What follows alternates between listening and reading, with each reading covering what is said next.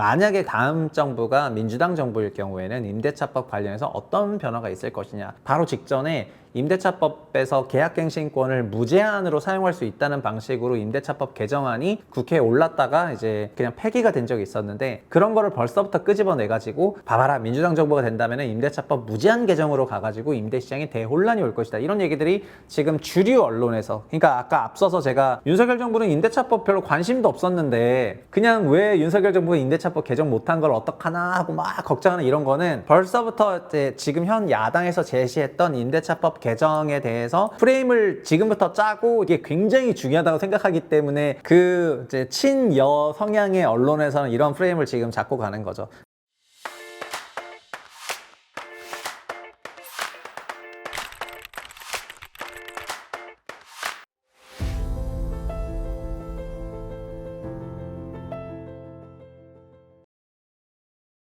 안녕하세요, 최부심입니다. 전국이 탄핵 전국으로 가면서 이제 부동산 정책에 대해서도 굉장히 많은 그런 관심들이 다시 좀 올라오는 그런 시기가 됐습니다. 특히 현 정부가 추진하고 있는 여러 부동산 정책들이 앞으로 어떻게 되냐, 이런 질문들이 많아지는 그런 시기인 것 같습니다. 일단은 뉴스들도 일제히 이런 내용들을 보도를 하고 있는데요.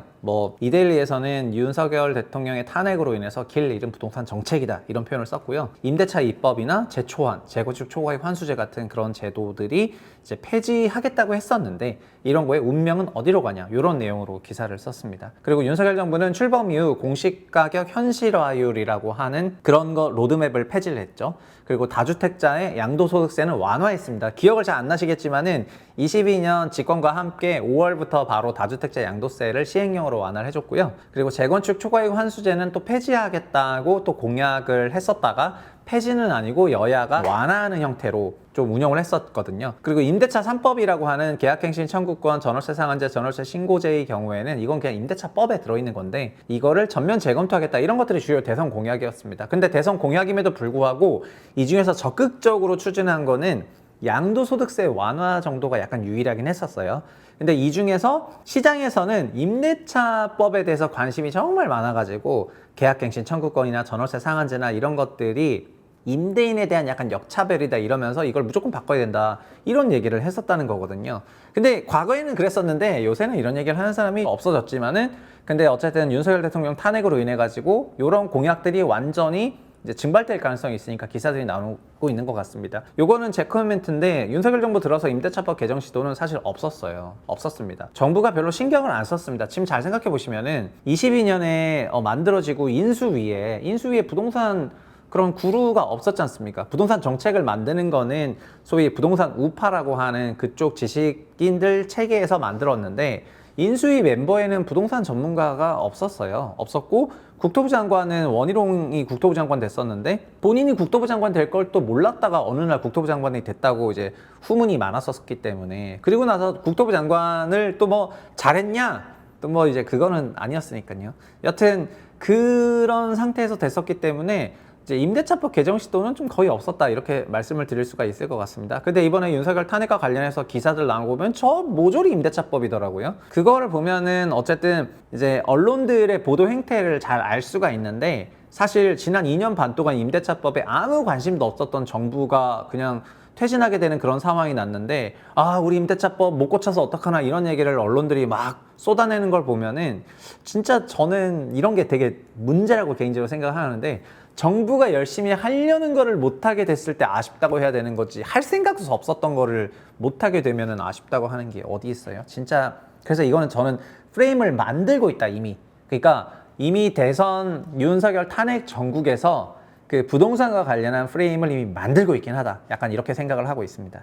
자, 다른 데도 마찬가지인데요. 디지타임스도 똑같이 윤 탄핵 전국 속에 동력 잃은 부동산 정책인데 역시 임대차법 검토가 좌초 위기라고 합니다. 여러분, 제 생각이 있으시면은 21대 국회나 22대 국회 국토위에, 국토소위에 올라간 회의록들을 볼 수가 있는데, 저 같은 놈들은 이제 그런 걸 보지 않습니까? 22대 국회 국토소위에서 내내 얘기했던 거나 21대 국회 국토소위에서 내내 얘기하는 것들은 임대차법이었던 적은 없고요.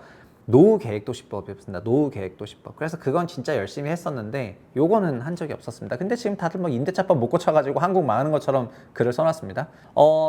정책을 종합적으로 좀 봐보면은요. 일단 윤 정부는 공급 270만 호 정책을 이제 연장해 와서 이어와서 추가 신도시를 또 발표하면서 어쨌든 주택 공급 정책에 대해서는 조금 진심이었습니다. 그리고 노후계획도시법은 완전 초진심이었죠. 이번 정부의 거의 최대의 성과가 노후계획도시법을 제정한 것입니다. 이게 가장 큰 정부 성과인 것 같고요. 그리고 바로 얼마 전에 5개 신도시에서 3만 가구 이상으로 선도 지역이 또 지정이 됐기 때문에 최근에 이런 뭐 분당이나 이런 데 가보면은 여러분 분당 아파트 가격이 단기 막 한 3억씩 떴어요. 실제 실거래가나 이런 걸 보면은 그 정부 특히 지정된 단지들이 그렇거든요. 지정된 단지들은 진짜 재건축이 될 거란 그런 생각에 이제 가격이 단기에 떴고 이건 뭐 어쩔 수 없는 부분이라 생각하고 근데 막 그런 기대감이 되게 막 몽실몽실 있는 그런 상황입니다. 근데 요거가 이제 가장 큰 성과고 원래 이 정부가 출범할 때 초반에 밝혔던 거는 세법이었는데 그 세법은 취득세, 보유세 처분할 때 양도세 이렇게 구성이 되어 있잖아요.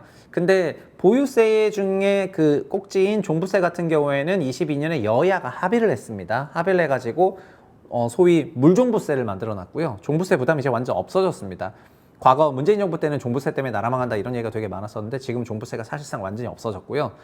어마어마한 그런 완화가 여야 합의가 된 상태입니다. 그리고 취득세는 주택 호수에 따른 중과세가 있습니다. 한 채까지는 일반 세율이거나 특례 세율로 낮은데 두 채, 세 채, 네 채를 가면은 중과세율을 내게 되어 있습니다. 그리고 양도세의 경우에는 이제 세법을 구조적으로 못 고쳤고 시행령으로 감면을 하고 있는데 이게 계속 1년씩 연장되고 있었거든요. 3년째 연장돼서 내년 5월이면은 연장이 끝나요. 그러면 여기서 내년 5월이면 내년 5월 뭔가 만약에 헌재에서 탄핵이 인용된다 하면은 대선과 새 정부가 꾸려질 시점이 요 시점쯤 되는데 양도세가 시행령 중과 완화가 끝나는 거네요. 그러면은 요때 세법이 내년에도 되게 큰 어떤 변화의 기준점일 수가 있거든요. 이런 것들이 지금 막 부동산 시장을 오래 봤던 사람들에게 몽실몽실 이제 올라오고 있는 그런 상태가 되겠습니다. 임대차법은 윤 정부는 임대차법을 원래는 무력화하고 싶다는 그런 공약들을 냈었는데 적극성은 없었고요.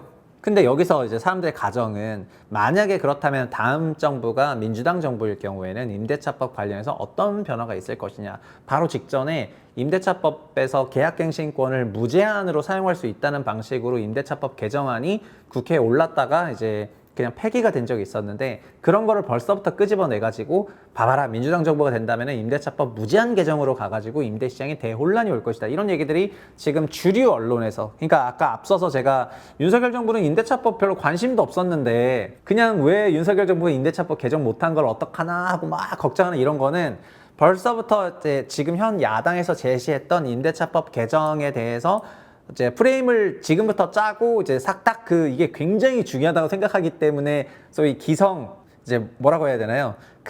이제 친여 성향의 언론에서는 이런 프레임을 지금 잡고 가는 거죠. 그리고 세법도 아까 말씀드린 것처럼 어떻게 될 것인가 이런 것도 되게 있고요. 공시가격 현실화 로드맵 그리고 노후법은 여야가 합의해서 만들긴 했는데 이제 도시정비법 개정안도 이제 당연히 통과가 됐죠. 그리고 근데 기업형 임대주택법을 부활해 주기도 했습니다. 물론 비아파트에 대해 가지고 이런 것들을 여야가 합의로 추진하긴 했었는데 근데 정부가 바뀌면은 이제 여러 이런 정책들이 또 바뀌거든요. 기업형 임대주택법 같은 경우에도 박근혜 정부 때 했다가 문재인 정부 때 안 했고 이제 그거 22대 되니까 비아파트에 좀 살려놨었는데 이것도 앞으로 어떻게 될지 되게 많이 전망이 갈리는 그런 분야가 되겠습니다. 그래서 사실 지금은 별 고민을 안 해도 되는 이슈일 수가 있는데요. 그냥 대출 규제 시작하니까 8월 말부터 시장이 냉각됐고 지금은 전반적인 약세장인데 그런데 내년에는 변화가 클 수도 있다. 이런 생각들을 사람들 되게 많이 하는 겁니다.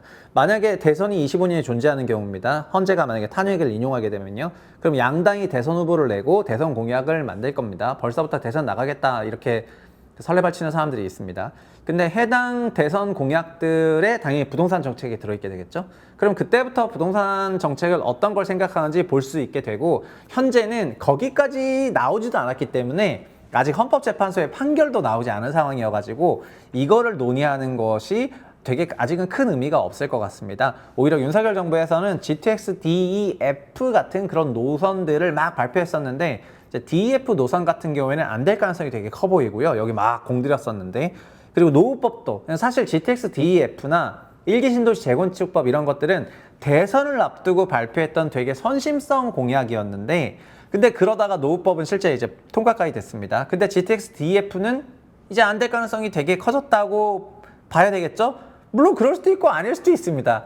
근데 삼성역 GTX-A만 하더라도 GTX-A도 지금 삼성역이 늦게 지어지는 바람에 내년에만 600억을 줘야 되고, 그리고 누적으로는 4천억 이상 줘야 된다. 이게 올해 10월 말 기사였거든요. 그러니까 불과 2달 전에 이런 기사들이 났습니다. 하물며 DEF는 어느 정도겠냐 이런 거고요. 근데 DEF에서 막 적자를 메우려면은 막 관광 산업 자원을 써야 된다 이런 글들을 막 냈었는데, 근데 이제는 윤 대통령 탄핵 정국을 맞아가지고 DEF는 거의 뭐 사라진다고 생각을 하는 게 맞죠.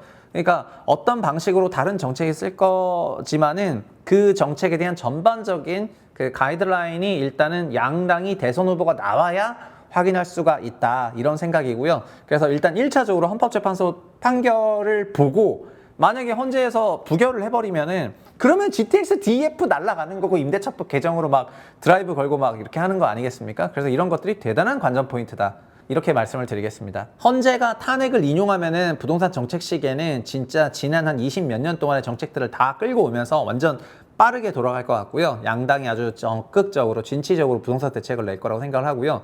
부결이 된다면은 윤석열 정부의 부동산 정책은 거꾸로 되게 탄력을 받을 수도 있어 보인다. 그런 상황입니다. 전반적으로 불확실성이 너무 높아졌기 때문에 시장에서는 일단은 거래량이 크게 둔화가 되고, 그리고 약세장이 예상보다 좀 세게 갈 수도 있을 것 같습니다.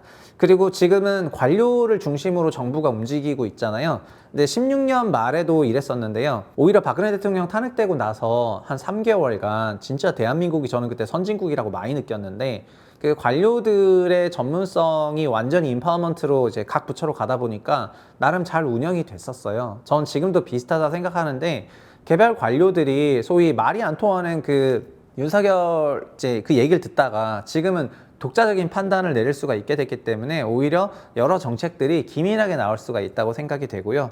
아마 연말까지는 부동산 시장의 약세 흐름이 계속해서 이어지겠지만은 지금 이제 제일 헤게모니를 쥐고 있는 사람은 결국은 경제부처 사람들이 헤게모니를 많이 쥐고 있기 때문에 경제부처 쪽에서는 한국이 조금 위태롭다 이런 생각이 들면은 결국은 뭐 추경을 하든 뭘 하든 막 경기를 살리기 위해서 노력을 많이 할 겁니다. 물론 그럼에도 불구하고 전반적인 불확실성이 한 4개월 이상 열려있기 때문에 외환이라든가 이런 부분은 환율 약세라든가 이런 것들을 예상해 볼 수가 있긴 하거든요. 그래서 지금은 이런 기조 속에 공무원들이 최선을 다해서 대응을 하겠지만은 시장의 그런 전반적인 불안이나 불확실성을 완전히 잠재우기는 어렵고요. 그래서 이러면서 눈치 보기 장세 속에서 거래 위축이 일어날 것 같고, 그리고 거래 위축 이후에, 그러니까 이 이후에 부동산 정책에 대한 불확실성이 너무 크다 보니까 지금은 오히려 거꾸로 시장에서 좀 탈출해야 되겠다 이런 생각을 하시는 분도 없지 않을 것 같습니다. 그리고 저도 지금은 앞으로 어떻게 될지 막 전망해달라는 요청이 언론사도 그렇고 기고도 그렇고 라디오에서도 그렇고 요청이 되게 많이 오는데,